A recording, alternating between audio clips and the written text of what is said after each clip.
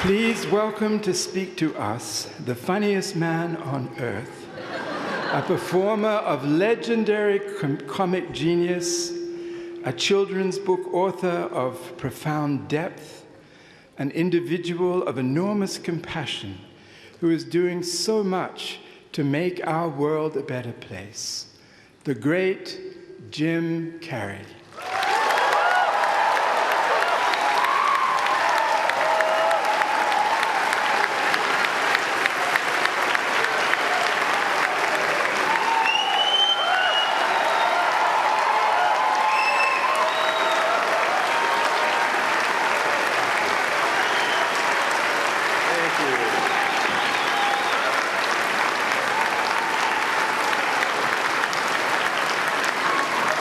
Sitting down for?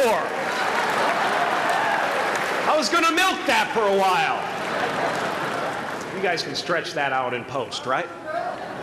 You can make that longer in the edit. Thank you, Bevan. Thank you all. Jai Guru Dev.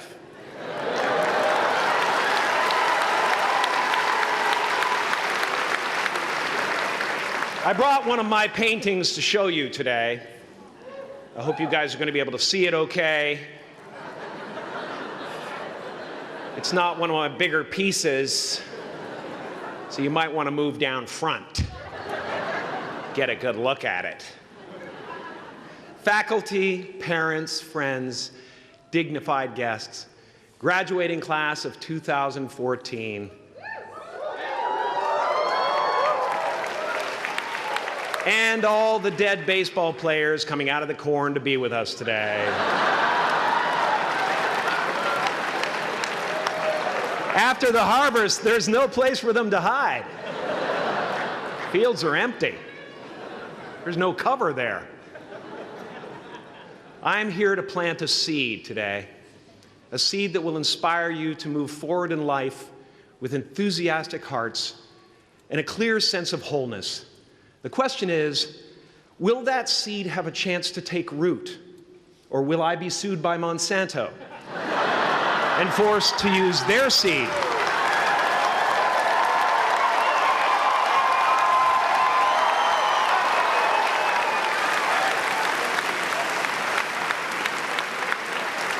Which may not be totally Ayurvedic.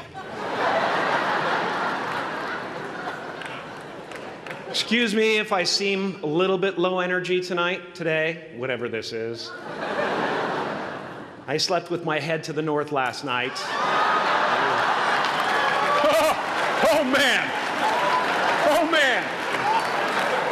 You know how that is, right, kids? Yeah. Woke up right in the middle of Pitta, couldn't get back to sleep till Vata rolled around. Crazy.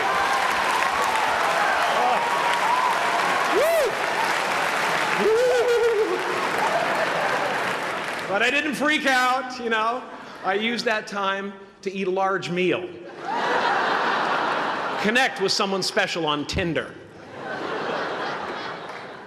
Because life doesn't happen to you, it happens for you. How do I know this? I don't, but I'm making sound, and that's the important thing. That's what I'm here to do.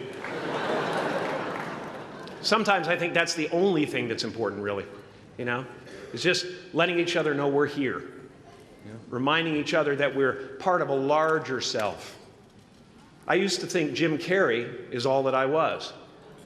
Just a flickering light, a dancing shadow, the great nothing masquerading as something you can name. Seeking shelter in caves and foxholes dug out hastily, an archer searching for his target in the mirror, wounded only by my own arrows, begging to be enslaved, pleading for my chains, blinded by longing and tripping over paradise.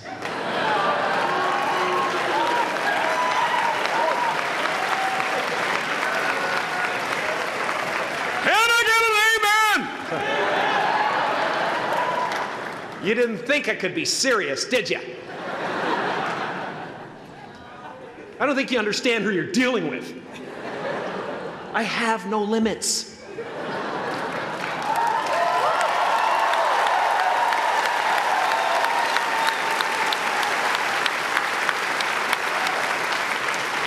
I cannot be contained because I'm the container. You can't contain the container, man. You can't contain the container.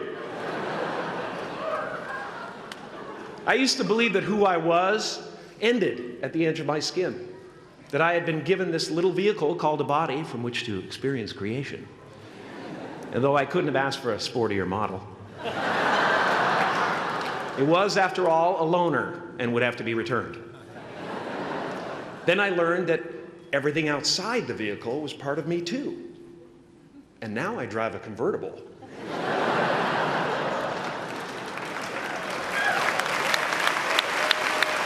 Yeah, man. Top down, wind of my hair. Woo! I am elated and truly excited to be present and fully connected to you at this important moment in your journey. I hope you're ready to open the roof and take it all in.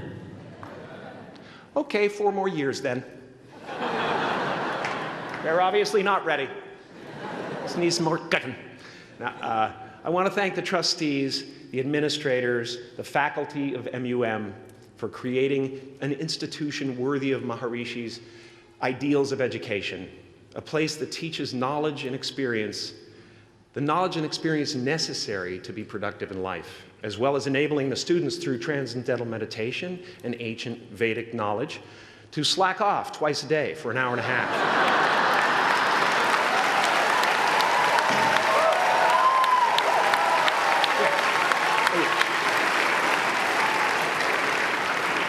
Don't think you're fooling me. But I guess it has some benefits. It does allow you to separate who you truly are and what's real from the stories that run through your head. You have given them the ability to walk behind the mind's elaborate set decoration and to see that there's a huge difference between a dog that is going to eat you in your mind and an actual dog that is going to eat you.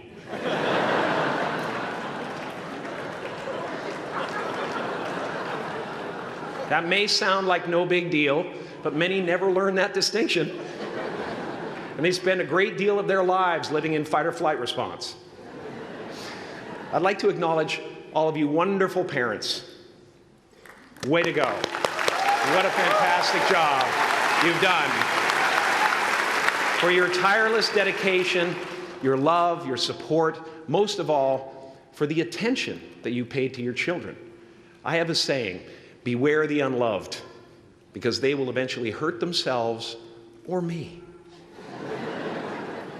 But when I look at this group here, you know, I feel really safe. I do. I'm just going to say it. My room is not locked. My room is not locked. No doubt some of you will turn out to be crooks. But white-collar stuff, you know, Wall Street, that type of thing, you know, crimes committed by people with self-esteem. Stuff parents can still be proud of in a weird way. And to the graduating class of 2017, -3, you didn't let me finish. Congratulations. Yes, give yourself a round of applause, please. Please.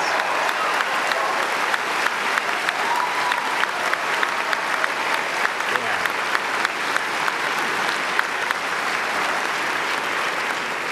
You are the vanguard of knowledge and consciousness, a new wave in a vast ocean of possibilities. On the other side of that door, there's a world starving for new ideas, new leadership. I've been out there for 30 years. She's a wildcat. Oh, she'll rub up against your leg and purr until you pick her up and start petting her, and then out of nowhere, she'll swat you in the face. It can be rough out there, but that's okay, because there's soft serve ice cream with sprinkles. I guess that's what I'm really trying to say here today. Sometimes it's okay to eat your feelings. Now, fear is going to be a player in your life, but you get to decide how much. You can spend your whole life imagining ghosts, worrying about the pathway to the future, but all there will ever be is what's happening here, and the decisions we make in this moment, which are based in either love or fear. So many of us choose our path out of fear disguised as practicality. What we really want seems impossibly out of reach and ridiculous to expect, so we never dare to ask the universe for it. I'm saying I'm the proof that you can ask the universe for it. Please.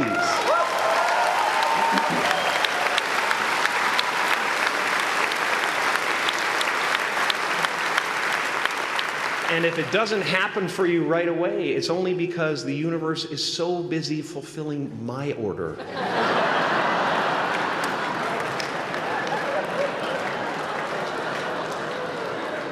Party size! My father could have been a great comedian, but he didn't believe that that was possible for him. And so he made a conservative choice. Instead, he got a safe job as an accountant. And when I was 12 years old, he was let go from that safe job. And our family had to do whatever we could to survive. I learned many great lessons from my father, not the least of which was that you can fail at what you don't want. So you might as well take a chance on doing what you love.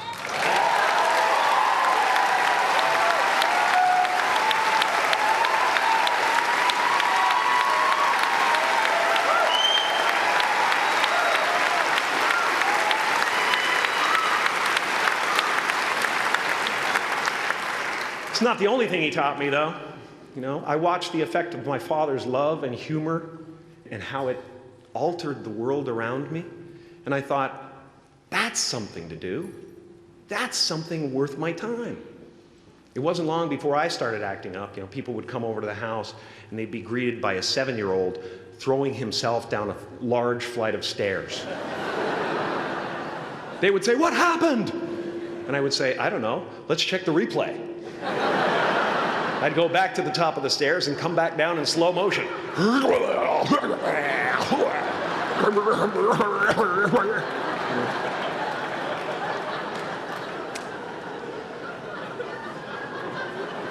It was a very strange household. My father used to brag that I wasn't a ham, I was the whole pig. And he treated my talent as if it was his second chance. When I was about 28, after a decade as a professional comedian, I realized one night in LA that the purpose of my life had always been to free people from concern, just like my dad. And when I realized this, I dubbed my new devotion the Church of Freedom from Concern. The Church of FFC.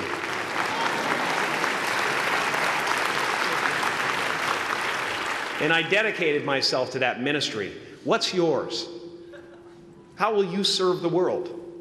What do they need that your talent can provide? That's all you have to figure out. As someone who's done what you're about to go and do, I can tell you from experience, the effect you have on others is the most valuable currency there is.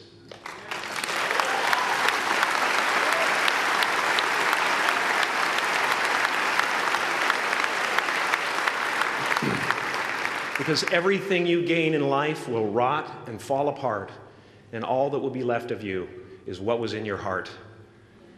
My choosing to free people, from concern got me to the top of a mountain. Look where I am. Look what I get to do. Everywhere I go. I'm going to get emotional because when I tap into this, it really is extraordinary to me. I did something that made people present their best selves to me wherever I go.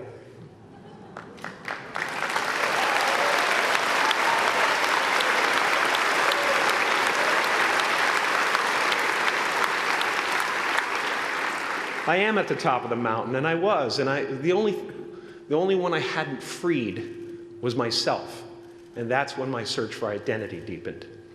I wondered who I'd be without my fame. Who would I be if I said things that people didn't want to hear? Or if I defied their expectations of me? What if I showed up to the party without my Mardi Gras mask and refused to flash my breasts for a handful of beads? I'll give you a moment to wipe that image out of your mind. But you guys are so ahead of the game. You already know who you are. And that peace that we're after lies somewhere beyond personality, beyond the perception of others, beyond invention and disguise, even beyond effort itself. You can join the game, fight the wars, play with form all you want, but to find real peace, you have to let the armor go.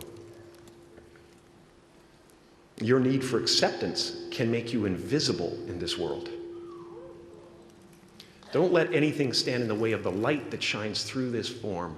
Risk being seen in all of your glory.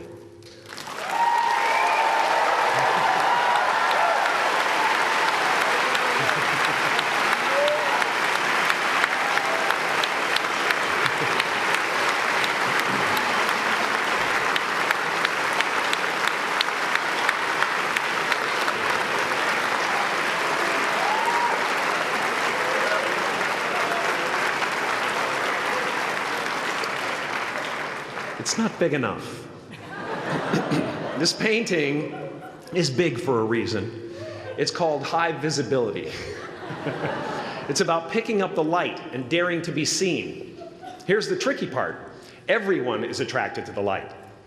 The party host up at the top, who thinks unconsciousness is bliss and is always offering to drink from the bottles that empty you. Misery below her. Despises the light, can't stand when you're doing well, wishes you nothing but the worst. The Queen of Diamonds, under him, needs a king to build her house of cards. And the hollow one down bottom there will cling to your leg and say, please don't leave me behind, for I have abandoned myself. Even those who are closest to you and most in love with you, the people you love most in the world, will find clarity confronting at times. This painting took me thousands of hours to complete. And when I was finished, thank you, thousands of hours, yes. I'll never get them back. I'll never get them back. I worked on this for so long. I was weeks and weeks like a madman alone on a scaffolding. And when I was finished, one of my friends said, this would be a cool blacklight painting. So I started over.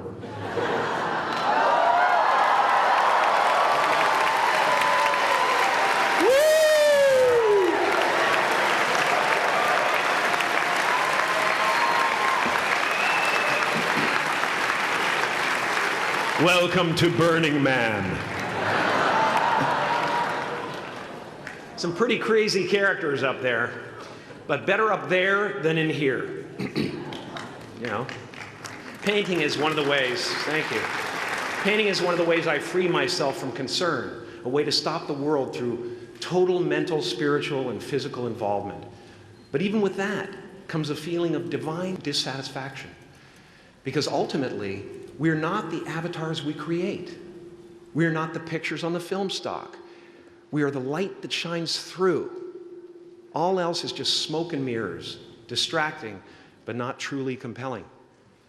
I've often said that I wished people could realize all their dreams and wealth and fame, and so that they could see that it's not where you're going to find your sense of completion. Like many of you, I was concerned about going out into the world and doing something bigger than myself, until someone smarter than myself made me realize that there is nothing bigger than myself.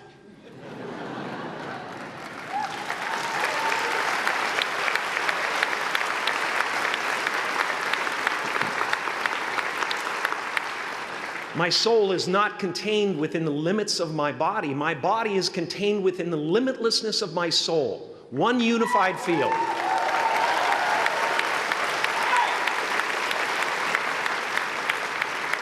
One unified field of nothing, dancing for no particular reason, except maybe to comfort and entertain itself.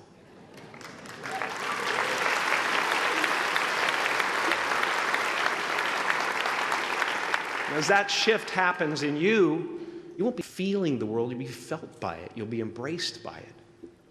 Now I'm always at the beginning. I have a reset button, and I ride that button constantly. Once that button is functioning in your life, there's no story that the mind could create that will be as compelling. The imagination is always manufacturing scenarios, both good and bad, and the ego tries to keep you trapped in the multiplex of the mind.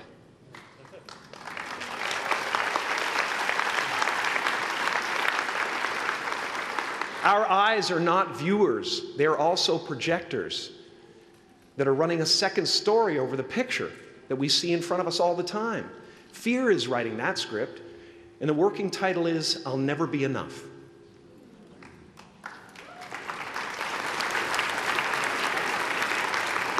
Are you going to look at a person like me and say, how could we ever hope to reach those kind of heights, Jim? How can we make a painting that's too big for our home?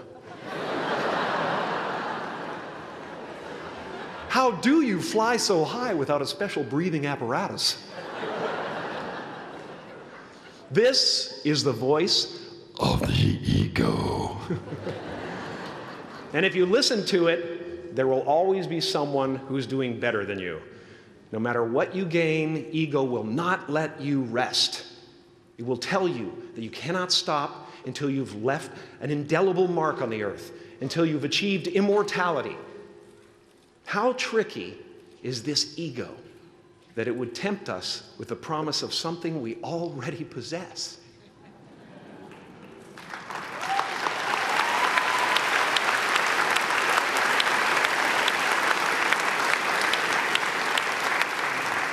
So, I just want you to relax. You know, that's my job. Relax and dream up a good life. I had a substitute teacher from Ireland in the 2nd grade that told my class during morning prayer that when she wants something, anything at all, she prays for it and promises something in return, and she always gets what she wants. Well, I'm sitting at the back of the classroom, you know, thinking, wow, my family can't afford a bike, you know. So I went home and I prayed for one. And I promised I would recite the rosary every night in exchange. Broke that promise. But 2 weeks later, I got home from school to find a brand new Mustang bike with a banana seat and Easy Rider handlebars. Yeah. From fool to cool.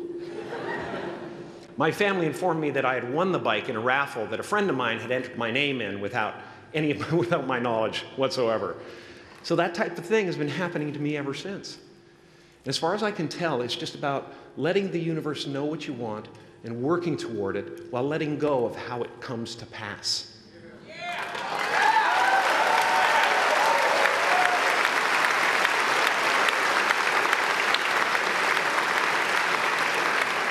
Your job is not to figure out how it's going to happen for you, but to open the door in your head. And when the door opens in real life, just walk through it.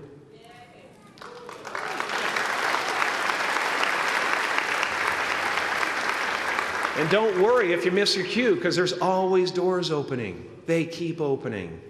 And when I say life doesn't happen to you, it happens for you, I really don't know if that's true. I'm just making a conscious choice to perceive challenges as something beneficial so that I can deal with them in the most productive way. You'll come up with your own style. That's part of the fun. Oh, and why not take a chance on faith as well?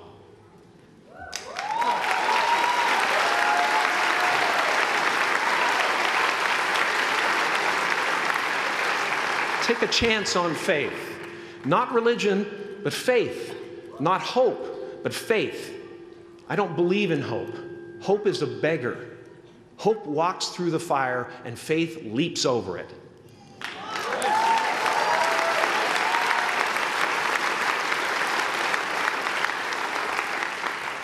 You are ready and able to do beautiful things in this world.